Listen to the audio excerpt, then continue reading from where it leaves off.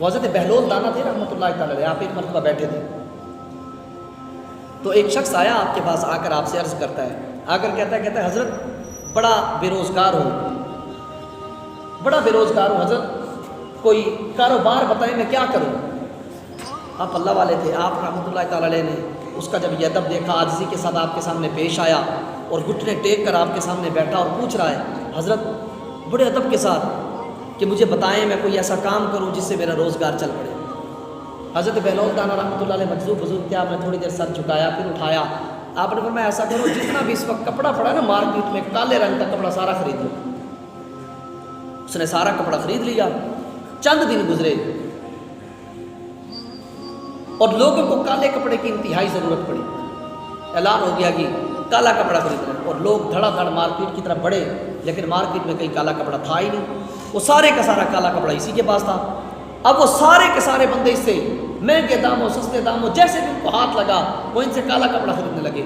اور وہ بندہ ایک ہی دن کے اندر دیکھتے دیکھتے امیر ہو گیا، دولت مند ہو گیا، بڑا پیسہ کما لیا اس نے. لیکن جب دولت آتی ہے نا تو پھر غرور اور تکبر بھی ساتھ چلا آتا ہے. کوئی سنبھال پاتا ہے. جب اس کے اندر تکبر آیا نا، تکبر کے ساتھ گھوڑے پہ چڑھا ہوا گھوم رہا ہے. اور حضرت بہلول دانا رحمۃ اللہ علیہ تو مجذوب تھے، بزرگ تھے.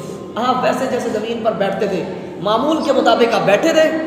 وہ قریب سے گزرنے لگا نا گھوڑے پر سوار ہو کر، تھوڑی دیر اس نے گھوڑے کو روک کر وہیں گھوڑے پر بیٹھے ہوئے حضرت بہلول دانا رحمۃ اللہ علیہ سے فرماتا ہے، کہتا ہے کہ حضرت، اب حضرت نہیں اس نے کہا، کہتے او درویش بتاؤ اب کون سا کام کروں، اب کون سی چیز خریدوں کہ مجھے نفع ہو. آپ رحمۃ اللہ تعالی علیہ نے فرمایا جا کر جتنے بھی اس وقت تربوز ہیں سارے کے سارے خریدو. وہ گیا جناب، اس نے جہاں بھی تربوز گئے، تربوز کا موسم چل رہا تھا، اس نے سارے تربوز خرید لیے، اپنے پاس رکھ لیے.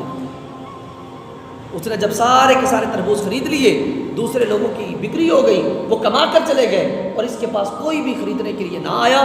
سارے کے سارے تربوز اس کے گل گئے، خراب ہو گئے، سڑ گئے، اور جتنا بھی اس کے پاس پیسہ تھا سارے کا سارا تباہ و برباد ہو گیا.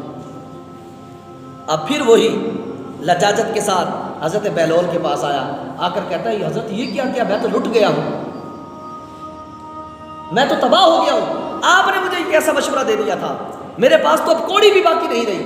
آپ رحمۃ اللہ تعالی علیہ نے فرمایا نہ تو میں نے تجھے امیر کیا تھا، نہ ہی میں نے تجھے غریب کیا ہے. یہ تیرا اپنا لہجہ تھا جو تجھے امیر کر گیا، اور تیرا اپنا لہجہ تھا جو تجھے غریب کر گیا. تو با ادب با نصیب، بے ادب بد نصیب. تو جو بزرگان دین کا ادب کرتا ہے بزرگان دین، پھر اسے ہم آج مزارات میں اگر جائیں ادب کے ساتھ جائیں. یہ کیا ڈھول ڈمک کے وہاں قوالیاں شروع ہو جاتی ہیں. ہمارے بزرگوں نے ہمیں اس چیز کا درس دیا ہے. جتنے بزرگان دین گزرے ہیں ان کے مزارات پر یہ قوالیاں ہوتی تھی، یہ ڈھول ڈمکے ہوتے تھے. تو خدا کا خوف کرے یار، مزارات پکڑ کر بیٹھ گئے اور روزی کا ذریعہ بنایا ہوا ہے، گلے بھر بھر کے پیسوں کے کھا رہے ہیں، کوئی پتہ نہیں. مزار کا ادب بھی کوئی ہوتا ہے. او بھائی وہاں قرآن خوانیاں کرواؤ، وہاں منجے ہوئے علماء کرام کے بیان رکھو، تمہیں بتائیں مزارات کا ادب کیا ہوتا ہے، تمہیں بتائیں ان بزرگان دین کی سیرت کیا ہے. سارا دن بیٹھ بیٹھ کے ٹھونستے ہیں بزرگوں کے نام پر، بزرگوں کی تعلیمات پہ ٹکے کا بھی عمل نہیں کرتے. بتائیں یہ بزرگوں کی تعلیمات پر عمل ہے؟ وہاں بیٹھ کر قوالیاں، وہاں ڈھول ڈمکے بجانا، کہنا ہم جناب بڑے سجادہ نشین بنے ہوئے ہیں. یہ سجادہ نشین نہیں ہوتے، یہ پیٹو لوگ ہوتے ہیں، پیٹو. ان کو دین کی فکر نہیں ہوتی. دیندار لوگ جو ہوتے ہیں وہ مزارات کے تقدس کو پامال نہیں ہونے دیتے. ہمارے بزرگان دین نے یہ کام نہیں کیے تھے یار. وہ تو بڑے مجذوب لوگ ہوتے تھے، بڑے درویش لوگ تھے، ساری رات کھڑے ہو کر نوافل پڑھتے تھے.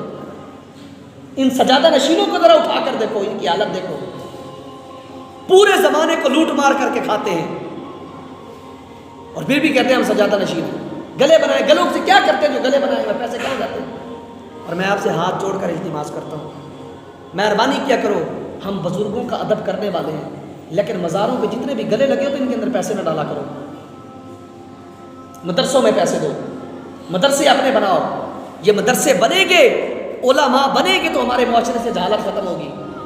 بڑے بڑے پیر بیٹھے ہوتے ہیں، سارا سال گھومتے رہتے ہیں، عیاشیاں کرتے رہتے ہیں، جب عرس کے دن آتے ہیں تو تورے لگا کر بیٹھ جاتے ہیں، ادھر سے پیسے بٹور ادھر سے پیسے بٹور، گلے کھول پیسے اکٹھے کیے، عیاشیاں کی، پھر سال بعد پھر عرس آیا، پھر چڑھ کے بیٹھ گئے۔